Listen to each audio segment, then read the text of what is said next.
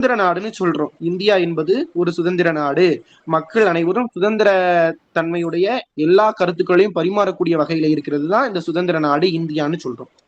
அப்படின்னு பார்க்கும்போது சட்டங்கள் எதற்காக உருவாக்கப்பட்டது, அரசியலமைப்புகள்லாம் எதற்காக உருவாக்கப்பட்டது என்பது நம்மளுடைய பகுத்தறிவு உள்ள அனைவருக்குமான ஒரு கேள்வியாக விளங்குகிறது.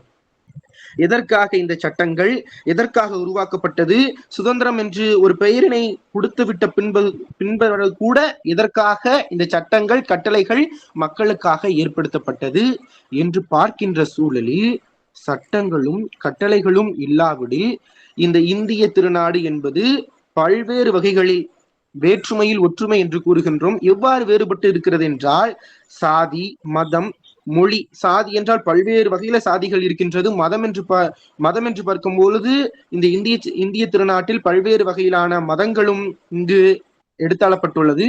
மொழி என்று பார்க்கையில் தமிழ், மலையாளம், சமஸ்கிருதம் என்று பல்வேறு வகையில் மொழிகளாலும் இனத்தாலும் கலாச்சாரத்தாலும் பண்பாட்டாலும் சமுதாய கட்டமைப்பாலும் வேற்றுமையில் ஒரு கட்டமைப்பாக இருக்கப்படுவதுதான் இந்திய திருநாடு.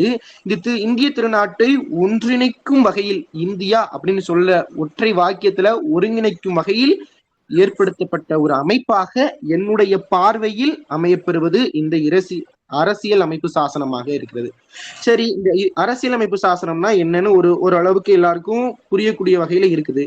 அதோடைய மேம்பாடு என்னன்னு பார்க்கும்போது, சுதந்திரம்னா என்ன அப்படிங்கிற ஒரு முக்கியமான வெளிப்பாடு கூட இன்றைய இளைய சமுதாயத்தின் முன்னிலையில் இல்லாத ஒரு சூழ்நிலை இருக்கிறது. சுதந்திரம்னா என்ன? நம்ம செய்ய விரும்புறது மட்டும்தான் சுதந்திரம்னு நினைச்சுக்கிட்டு இருக்காங்க. நம்ம சுதந்திர இந்தியா, இது சுதந்திர இந்தியா, நம்ம என்ன வேணாலும் செய்யலாங்கிற ஒரு சுதந்திரம் அப்படிங்கிற ஒரு பேரு, அதற்கான பின்னாடி இருக்கக்கூடிய கருப்பொருள் தெரியாம சுதந்திரம்ங்கிறது நமக்கு பிடிச்சது எல்லாத்தையும் செய்யலாம்னு சொல்லிட்டு எல்லாருடைய கருத்துக்களும் கருத்தியலுக்கு ஏற்றாற்போல் மாறுபட்டு இருக்கிறது. ஆனா சுதந்திரம்ங்கிறது நம்ம எதை செய்ய விரும்புறோமோ அதை செய்யறது மட்டுமல்ல சுதந்திரம். இது நான் பல மேடைகளில கூறியிருக்கிறேன். நம்ம எதை செய்ய விரும்புறோமோ அது மட்டுமல்ல சுதந்திரம். நம்ம எதை செய்ய வேண்டாம்னு நினைக்கிறோமோ அதை செய்யாம இருக்கிறதும் தான் சுதந்திரம். ஒரு ஒரு ஒரு சாதீனத்திற்கோ இல்லாட்டி ஒரு மதத்திற்கு அடியிலேயோ நம்ம இப்படி கட்டுப்பாட்டு இப்படிதான் நான் சொல்றதை நீ செய்யணுங்கிறது ஒரு கட்டளைனா அதை நான் செய்ய மாட்டேன்னு எதிர்த்து பேசுறோம்ல, அதுவும் சுதந்திரம். அதை நம்ம முதல்ல புரிஞ்சுக்கணும். நம்ம எதெல்லாம் என்னனாலும் செஞ்சிடலாம் அப்படி இருக்கக்கூடாது. ஒரு கட்டளைகள் இருக்கு, ஒரு கட்டுப்பாடு இருக்குது. நம்ம எதனால செஞ்சிடலாமா? இப்ப நிறைய கற்பழிப்புகள் நடக்குது. அந்த மாதிரி பல்வேறு இழிவான செயல்கள்லாம் நிறைய சமூகத்தில் நடக்குது. அதெல்லாம் கட்டுப்படுத்த வேண்டும். அதற்கெல்லாம் ஒரு அங்கமாக ஒரு சமுதாயம்னா இப்படித்தான் இருக்கணும், ஒரு கட்டமைப்பை ஏற்படுத்தணுங்கிறதுக்காக ஏற்படுத்தப்பட்டதான் இந்த அரசியல் சாசனமும் அதன் மேம்பாடுகளும் என்னுடைய பார்வையில். இது எல்லாத்தையுமே ஒன்றிணைக்கக்கூடிய வகையில அரசியல் என்பது என்ன சொன்னேன், அரசியல்ங்கிறது மக்களை ஒன்றிணைக்கக்கூடிய ஒரு அங்கமாக இருக்கிறது. இந்த சமூகம்ங்கிறது பிளவுபட்டு கிடக்குது. அதே மாதிரி முதல்ல சொன்ன மாதிரி சாதியால் மதத்தால் என்று பல்வேறு வகையில பிளவுபட்டு கிடக்கிறது. சமூக பொருளாதார நிலை, உயர்ந்தவன் தாழ்ந்தவன், உனக்கு ஒரு நியாயம் எனக்கு ஒரு நியாயம்ங்கிறதெல்லாம் கிடையாது. பொருளாதார நிலையை எல்லாத்தையும் ஒருங்கிணைக்கணும் அப்படி ஏற்படுத்தப்பட்டதுதான் அரசியல் சாசனம்ங்கிறது என்னுடைய பார்வையில். எப்படின்னு பார்க்கும்போது, நீ உயர்ந்த ஜாதியை சார்ந்தவன், நீ தாழ்ந்த ஜாதியை சார்ந்தவன், உனக்கு ஒரு நியாயம் எனக்கு ஒரு நியாயம்ங்கிறது கிடையாது. நீ பொருளாதார நிலையில உயர்ந்தவன், உனக்கு ஒரு நியாயம். நீ பொருளாதார அடிப்படையில நீ ரொம்ப தாழ்ந்தவன், அதனால உனக்கு ஒரு நியாயம் எனக்கு ஒரு நியாயம்ங்கிறது கிடையாது. அரசியல் சாசனத்தின் அடிப்படையில, இந்த சட்ட திருத்தத்தின் அடிப்படையில பல்வேறு சட்ட திருத்தங்கள் ஏற்படுத்தப்பட்டுள்ளது. இதெல்லாம் எதற்காகனா மக்கள் ஒருங்கிணைச்சு வாழணும். நீ பொருளாதாரத்திலே எதுலேயோ நீ பின்தங்கிய நிலையில இருக்க, அதனால உனக்கு இது கிடையாது, உனக்கு இதுதான் உனக்கு அப்படின்னு சொல்லிட்டு எல்லோருக்கும் எல்லாம் சரிசமமா எல்லாருக்கும் வழங்கப்படணுங்கிற ஒற்றை நோக்கத்துல ஏற்படுத்தப்பட்டதுதான் அரசியலமைப்பு சாசனமும் அதன் மேம்பாடுகளும் என்பது என்னுடைய பார்வையில் அமையப்படுகிறது. இதுலயே இந்தியன் கான்ஸ்டியூஷன்ஸ் எல்லாம் இருக்குது. எதற்காக இந்த கான்ஸ்டியூஷன் எல்லாம் இருக்குன்னா, மக்கள் சீரமைக்கப்படணும். இப்போ ஒரு வகுப்பறை எடுத்துக்கிட்டா கூட வகுப்பறையில நீ இதெல்லாம் போடக்கூடாது. இப்போ காலேஜுக்குள்ள வந்துட்டோம்னா நீ கையில ஐடி கார்டு போடணும், கழுத்துல ஐடி கார்டு போடணும், கையில காப்பு போடக்கூடாது.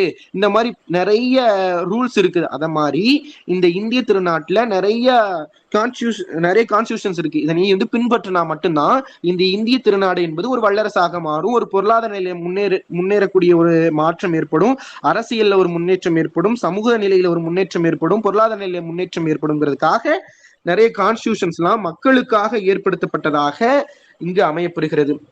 இங்க நிறைய என்ன நினைக்கிறாங்கன்னா, நமக்கு மேல யாரும் கிடையாதுங்கிறது மட்டும்தான் ஒரு சுதந்திரம் நினைக்கிறாங்க. நமக்கு மேல யாரும் கிடையாது.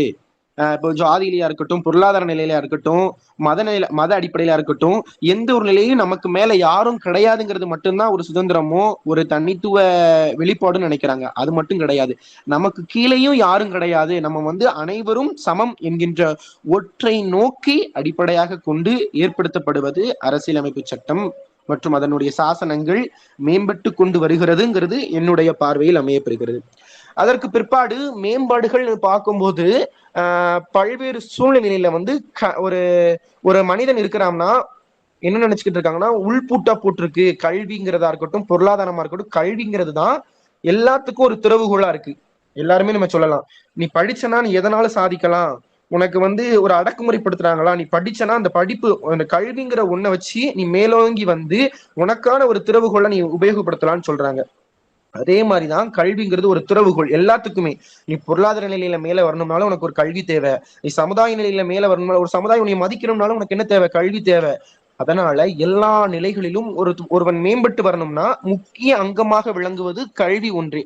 அந்த கல்வி எல்லாருக்கும் கிடைக்கணுங்கிறத ஒரு மேம்பாட்டான ஒரு ஒரு கருத்தியலை கொண்டதுதான் இந்த அரசியலமைப்பு சாசனமாக நான் என்னுடைய பார்வையில் அமையப்படுகிறது. என்னுடைய கருத்துக்கள் எல்லாம் இங்க பதிவு பண்றேன். இந்த கருத்து சுதந்திரம்னு இருக்குது. இந்த கருத்துக்களை நான் எவ்வாறு பயன்படுத்துகிறேன். இப்போ ஒரு ஒரு தேவை இருக்குன்னு வச்சுக்கோங்களேன். அந்த தேவை நல்ல தேவைகளாகவும் இருக்கலாம், தீய தேவைகளாகவும் இருக்கலாம். உதாரணத்துக்கு இப்போ எனக்கு புத்தகங்கள்லாம் தேவைங்கிறது ஒரு நல்ல தேவையாக இருக்கலாம், ஒரு பயன்பாடா இருக்கலாம், நல்ல பயன்பாடா இருக்கலாம். இதே இது இந்த சமுதாயத்துல புகையிலை பொருட்கள், மதுபானங்கள் அந்த மாதிரியான தேவை, அதை என்ன சொல்லலாம்னா ஒரு தேவையற்ற ஒரு பொருட்களாக கூட இருக்கலாம். ஆனா அதையும் ஒரு உயர்ந்த நிலையில கருதி பயன்படுத்தக்கூடிய நபர்கள் இந்த சமுதாயத்தில் இருக்கிறாங்க. அதெல்லாம் திருத்தணும், அதெல்லாம் மாற்றி அமைக்கணுங்கிற ஒரு அமைப்பாக தான் இதை நான் பார்க்கிறேன்.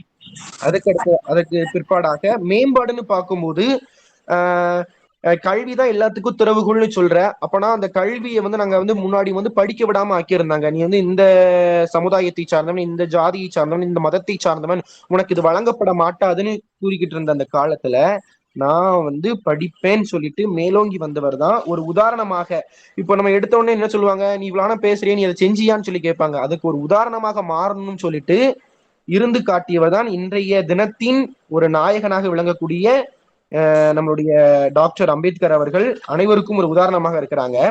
என்ன செஞ்சாங்கன்னா, உனக்கு கல்வி மறுக்கப்படுகிறதா, அந்த கல்வியை வச்சு நீ எல்லாத்தையும் அடையணும் அப்படிங்கிற ஒரு திறவுகோலை கொடுத்து சென்றவர் தான் நம்முடைய அம்பேத்கர் அவர்கள்.